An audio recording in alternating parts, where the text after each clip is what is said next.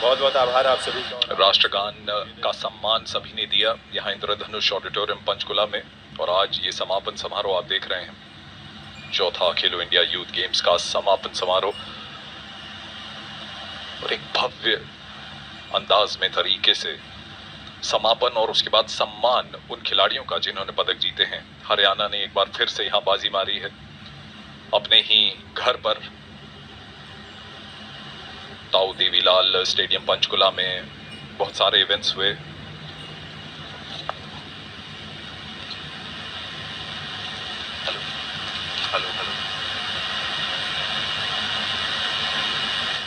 जो कि मुख्य कार्यकारी अधिकारी भी हैं इस खेलों के, यानी एसपीआई खेलो इंडिया यूथ गेम्स के, कि वो मंच पर आए और आकर आपके स्वागत करने के साथ साथ इन खेलों की मेजर हाइलाइट्स को भी आपके सामने रखें, जिन्हें सुनने की उत्सुकता हम सबको है। आदरणीय डॉक्टर महावीर सिंह जी।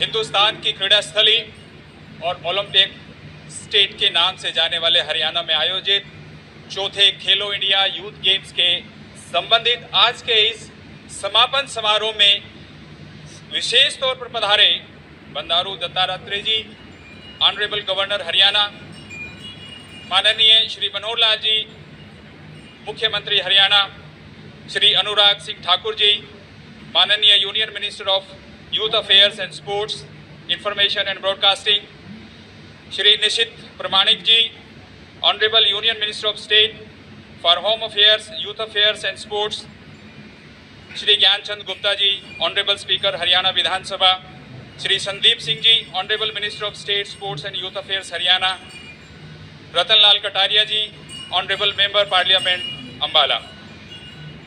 मैं अपनी तरफ से सभी खिलाड़ियों की तरफ से और खेल विभाग की तरफ से आज के इस समारोह के मुख्य अतिथि माननीय गवर्नर साहब का, महामहिम राज्यपाल हरियाणा का हार्दिक अभिनंदन और स्वागत करता हूं। आप सब लोगों को जानकर ये खुशी होगी कि न केवल उन्होंने हमें समय दिया, बल्कि एक उत्साहवर्धन के लिए हमारे सामने उन्होंने एक नज़ीर पेश की कि मैं विशेष तौर पर आपके इस कार्यक्रम में आऊँगा।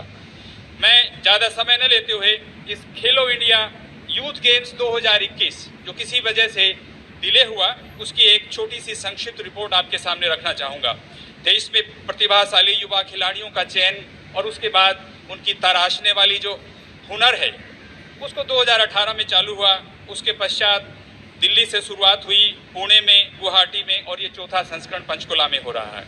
4 जून 2022 को 7:30 बजे ताऊ देवीलाल स्टेडियम पंचकुला में इसका उद्घाटन समारोह हुआ।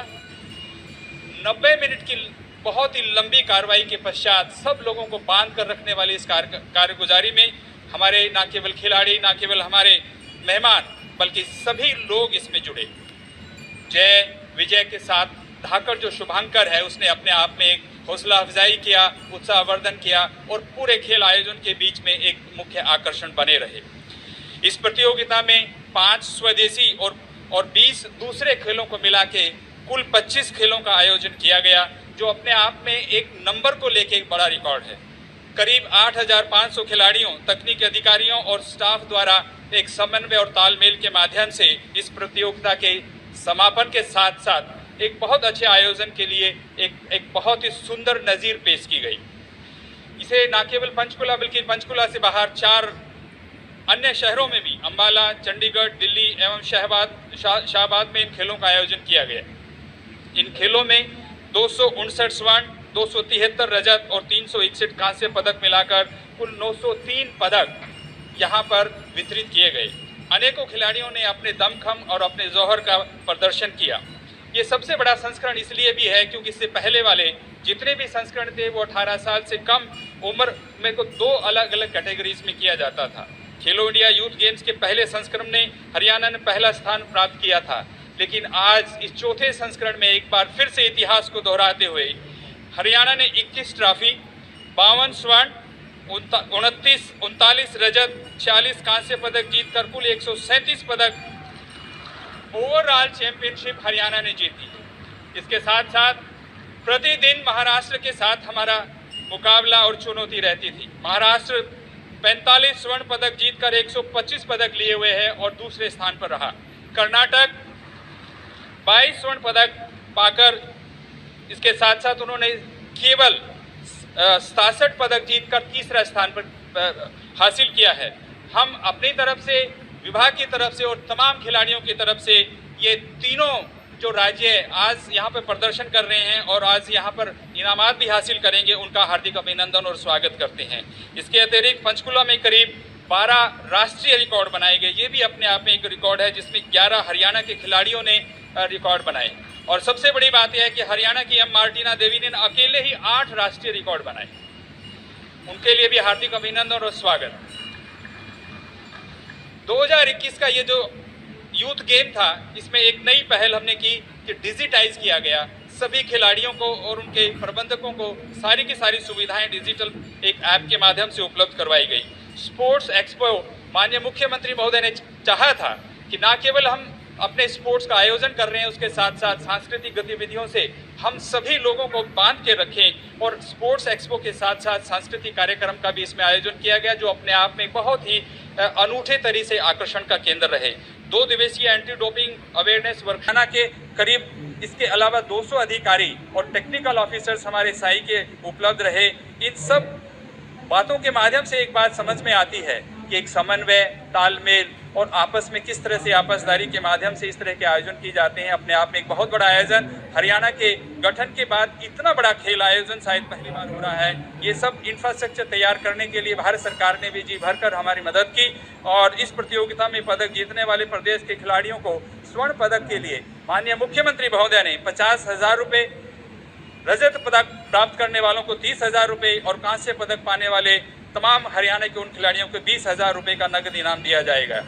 ये हमारे लिए बहुत ही खुशी की बात है कि इस प्रतियोगिता के मुख्य आयोजन स्थल ताऊ देवीलाल खेल परिसर पंचकुला में रोजाना करीब 1500 से 2000 दर्शक आते थे। और बड़ी बात यह है, माननीय केंद्रीय खेल मंत्री महोदय ने चाहा था कि इसमें सभी स्कूलों के बच्चों को भी इसमें शामिल किया जाए। प्रतिदिन 400 से 500 विद्यार्थी अलग अलग प्रतियोगिताओं में स्पेक्टेटर्स के माध्यम से वो प्रोत्साहन करने के लिए खिलाड़ियों को आते थे, जिसमें कल्चरल प्रोग्राम्स के माध्यम से भी कॉलेज और स्कूल के तमाम खिलाड़ी और जो दूसरे विद्यार्थी थे वो इसमें शामिल हुए। इन सभी खेलों के आयोजन से संबंधित तमाम कोशिशों के बावजूद अगर कहीं कोई कमी रही होगी तो मैं मेजबान राज्य सरकार की तरफ से मैं क्षमा याचना चाहते हुए आप सब लोगों का हार्दिक अभिनंदन और स्वागत करता हूं कि आप सब लोगों ने इतनी उत्साहवर्धन के साथ हौसला अफजाई की। और मुझे पूरी आशा है कि जिस तरह से हमने ये आयोजन किया है, आगे भी हम इससे और ज़्यादा बड़े आयोजन करने में सक्षम होंगे। आप सभी का हार्दिक अभिनंदन, धन्यवाद, जय Hind. Honorable Union Minister of Youth Affairs and Sports Information and Broadcasting, Shri Anurag Singh Thakur ji, Honorable Union Minister of State for Home Affairs, Youth Affairs and Sports, Nitish Pramanik ji, Gyanchand Gupta ji, Honorable Speaker Haryana Vidhan Sabha, Ratanlal Kataria ji, honourable member of parliament Ambala, यहाँ पर उपस्थित सभी sportsman, सभी coaches, सभी management जिन्होंने चाहे वो volunteer के रूप में, चाहे वो हेल्पर के रूप में, चाहे विभाग के रूप में, हरियाणा पुलिस, हरियाणा एडमिनिस्ट्रेटिव के रूप में, सभी का मैं धन्यवाद करता हूँ। Specially sports authority of India से सभी मेंबरान और यहाँ पर state sports Haryana as well as Indian sports department government of India, इनका भी मैं तहे दिल से धन्यवाद करता हूँ कि आज क्लोजिंग सेरेमनी में 13 तारीख को हम सब ने एक बहुत बड़े आयोजन को, हरियाणा ने पहली बार जिसको होस्ट किया, खेलो इंडिया के 4थे एडिशन को सक्सेसफुली आज इसका समापन हो रहा है। खिलाड़ियों के लिए बहुत से कंपटीशन आते हैं, बहुत से कंपटीशन जाते हैं, लेकिन सबसे बड़ी बात होती है कि उनका परफॉर्म करना। कुछ खिलाड़ियों ने मेडल जीता, कुछ खिलाड़ियों ने मेडल नहीं जीता, लेकिन खिलाड़ी या तो जीतता है या तो सीखता है, हारता कभी नहीं है। खिलाड़ियों के लिए